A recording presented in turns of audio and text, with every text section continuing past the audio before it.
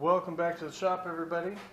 We got a little project today sent to me by my buddy that I did the Chevy Equinox head gasket on.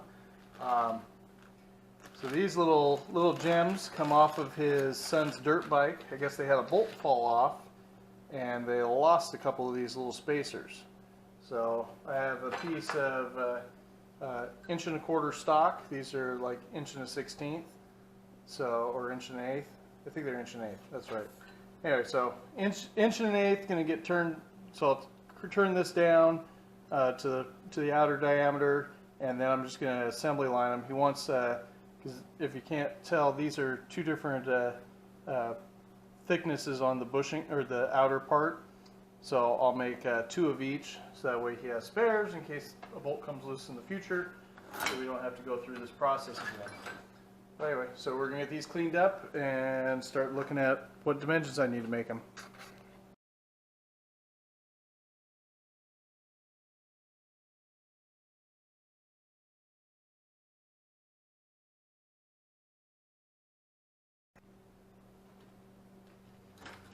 Alright, so let's see what size these actually are. So they are 1.15½.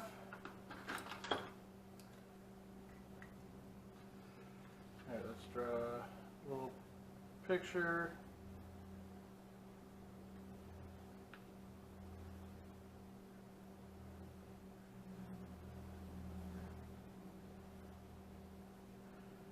And there's one that's got a thicker base, so we'll do a similar picture for that one, so I know the difference between them. Okay. So 1.155. That. Alright. So what's this diameter down here? 0.783.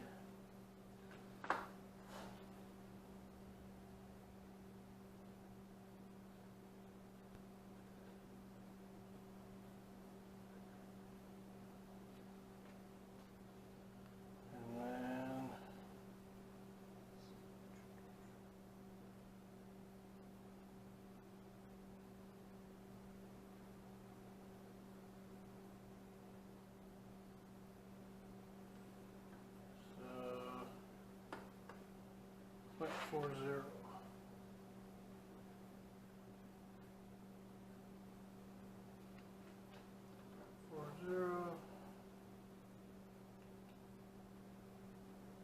Same on both of them.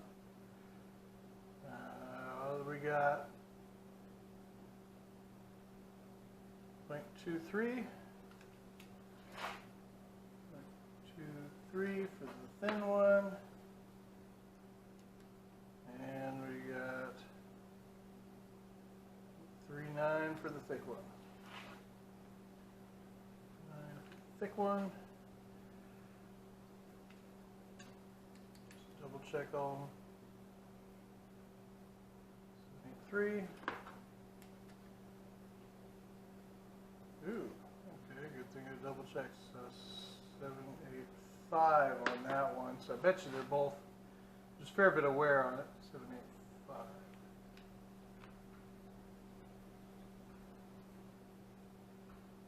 Okay. Yeah, there's a fair bit of wear on both of these, so it's kind of a guess. I'll just double check our overall height is correct. 62.6, and I'm reading 63. That should be, so we're within 100th, which is probably all the closer this needs to be. So these are just axle spacers anyway. So that's that. Work on getting this piece chucked in position and then get going.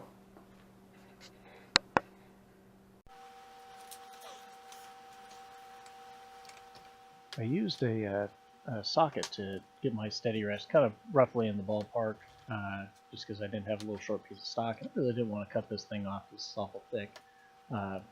Not sure what material exactly this piece of stock is.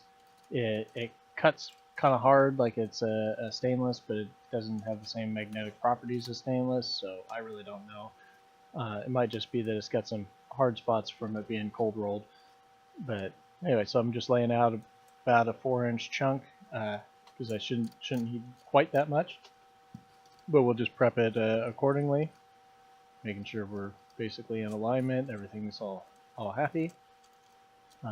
Getting everything locked down. And as you'll see later on, I didn't get everything locked down quite as good as I was hoping.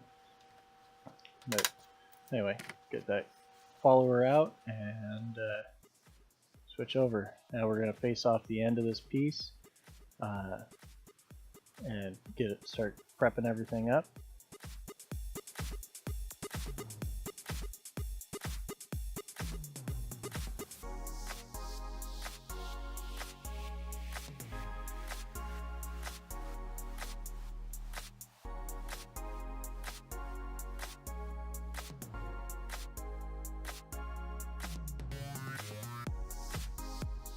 Since this was my first time cutting this piece of stock, I had the feeds turned down pretty slow just to kind of ease into it. Later on, I changed how I was doing this shoulder and also turned the speed up on the lathe, which sped up the production time significantly. But yeah, basically what I ended up doing is I'll cut the shoulder, drill a pilot hole, then hog out the middle to size, and then part off the piece before moving on to the next piece. I figured that was the easiest way to make these non-uniform ones work well together. Anyway, I'm just gonna let this video play, and we'll bring it back, start talking once we get to the final steps.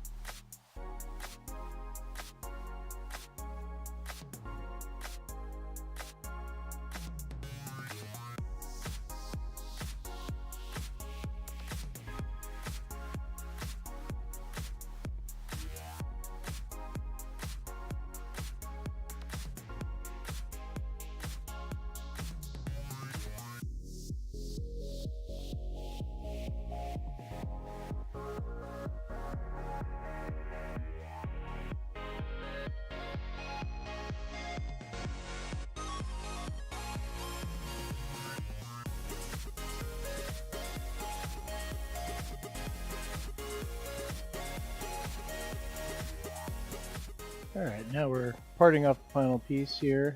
We'll get this lathe unloaded, get the steady rest out of there. And then all I'm going to do is put each piece in. I'm going to give the inside edge a chamfer on all four, and then I'm going to go around and give a chamfer on the outer edge for everything.